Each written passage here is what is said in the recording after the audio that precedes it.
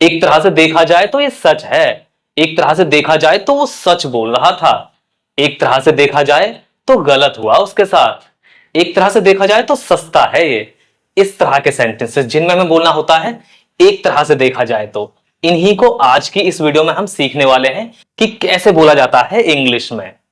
देखिए गाइस, सबसे पहले तो मैं आपको बता दूं कि जब भी हम बोलते हैं एक तरह से देखा जाए तो या फिर देखा जाए तो यहां पर सच में देखने की बात नहीं होती।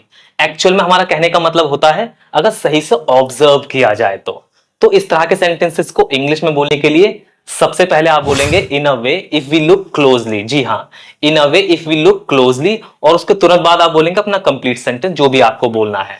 जैसे कि एक तरह से देखा जाए तो ये सच है। In a way if we look closely it's true. एक तरह से देखा जाए तो वो सच बोल रहा था। In a way if we look closely he was speaking truth. एक तरह से देखा जाए तो सस्ता है ये। In a way if we look closely it's cheap. एक तरह से देखा जाए तो महंगा है ये।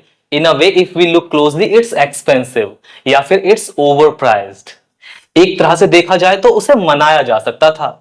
In a way if we look closely he could have been convinced. एक तरह से देखा जाए तो ये जरूरी भी है। In a way if we look closely it's necessary too. एक तरह से देखा जाए तो गलती तुम्हारी थी। In a way if we look closely it was your fault. एक तरह से देखा जाए तो उसे कुछ नहीं आता। In a way if we look closely he doesn't know anything. एक तरह से देखा जाए तो वो अलग रहता है। In a way if we look closely he lives separate. So guys, हमेशा की तरह होमवर्क की बारी। एक सेंटेंस आप सभी के लिए। एक तरह से देखा जाए तो हमें जाना चाहिए। आपको इस सेंटेंस इंग्लिश में ट्रांसलेट करना है हमेशा की तरह, और कमेंट में लिखना है। देखते हैं कितने लोग सही ट्रांसलेट करते हैं।